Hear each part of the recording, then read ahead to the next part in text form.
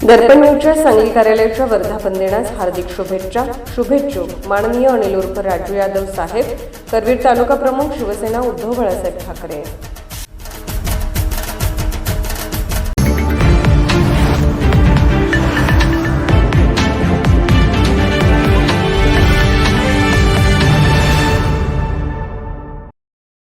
KMRDAच्या माध्यमातून कोल्हापूर जिल्ह्याचा सर्वांगीण विकास करावा, सामाजिक कार्यकर्ते राजू उर्फ सुनील माने यांची मागणी।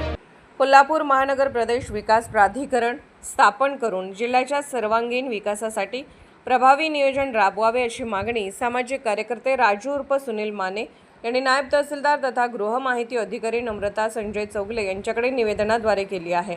निवेदनात म्हटले आहे की कोल्हापूर शहरासह ग्रामीण भागातील वाढती लोकसंख्या, वाहतूक समस्या, अनियमित बांधकामे, पाणी पुरवठा, सांडपाणी व्यवस्थापन तसेच औद्योगिक व पर्यटन विकासासाठी स्वतंत्र नियोजन संस्थेची गरज निर्माण झाली आहे। मुंबई महानगर प्रदेश विकास प्राधिकरणाच्या धर्तीवर KMRDA स्थापन झाल्यास कोल्हापूर जिल्ह्याच्या विकासाला गती मिळेल। यामधून शहर व ग्रामीण भागातील रस्ते, पाणी पुरवठा, सार्वजनिक वाहतूक, औद्योगिक वसाहती, पर्यटन स्थळाचा विकास, पर्यावरण संवर्धन तसेच रोजगार निर्मितीला चालना मिळेल असेही निवेदनात नमूद करण्यात आले आहे।